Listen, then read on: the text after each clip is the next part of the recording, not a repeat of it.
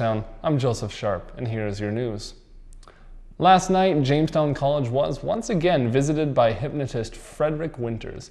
In his 16th consecutive year entertaining here at the college, he played to a full house. 18 students, one of them being myself, were brought up stage to be hypnotized. Over the next couple of hours, which felt like 20 minutes, Winters had us do some crazy things, most of which I can't remember. Winters remarked that Jamestown College is one of the better schools that he has performed at, something of which we are all very proud. It was an evening of crazy antics, laughter, and some acts of borderline indecency, but all in good humor. I thoroughly enjoyed myself, though I must say that I was a little confused when I woke up and my shirt was inside out. In state news, the Jamestown Sun reports that a recent census shows that North Dakota was the only state to report an increase in median income between 2008 and 2009. The census showed that the average income rose 5.1% from $45,497 to $47,827. 34 states reported a decrease, while the remaining 15 others stayed about the same. As a whole, median increase in the United States increased 2.9% from 08 to 09. According to the Central News Network, Fisher-Price issued a nationwide recall of 10 million inflatable balls earlier today because of the danger the balls pose to children. The reason why the balls are so dangerous is because the valve in the inflatable ball has a tendency to fall off or come out. So far, there have been 46 reports in the United States of the valve coming out. Of those 46 incidents, 14 have included the valve being found in a child's mouth, which has led to some of those children choking. However, no injuries have been reported as of yet.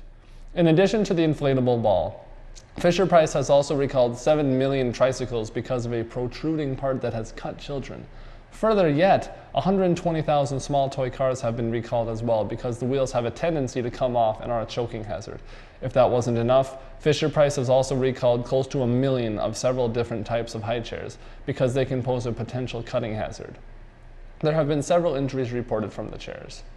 In other news, MSNBC reports that the Obama administration has released new offshore drilling rules that will be more preventative of blowouts and other accidents.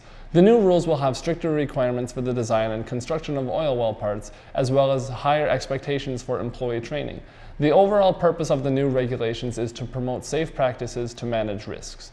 These rules were implemented to go along with the lifting of the ban on offshore drilling, which is set to expire November 30th.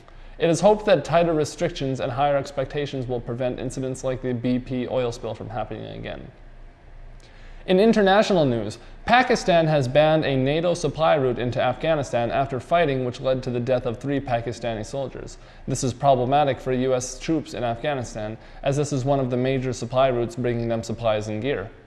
According to the Central News Network, an incident occurred today between NATO International Security Assistance Force and Pakistani border forces. ISAF members say they saw what appeared to be insurgents attempting to fire mortar rounds at a coalition base in Afghanistan. The insurgents were inside the Afghan border. ISAF dispatched an air weapons team to deal with the threat, and in doing so, the aircraft briefly entered Pakistani airspace. After dealing with the threat, the ISAF aircraft reported receiving small arms fire from beyond the Pakistani border from several armed individuals. Acting in self-defense, the aircraft entered Pakistani aircraft and killed the armed men. Later, Pakistani military officials told the US officials that the individuals were Pakistani border forces. Pakistan is raising protest over NATO's actions, while NATO claims to be acting within standard ISAF policies. The US regrets these occurrences and diplomatic talks are underway. And now, on a lighter note, here is your 5-day forecast. Our weather as of late has been especially warm. It appears that this moderately warm weather will continue. Today was partly cloudy with a high of 65. Tomorrow is expected to be partly cloudy with a high of 59 degrees. Saturday is forecast to be sunny with a high of 56, while Sunday is expected to be partly cloudy with a high of 65 degrees.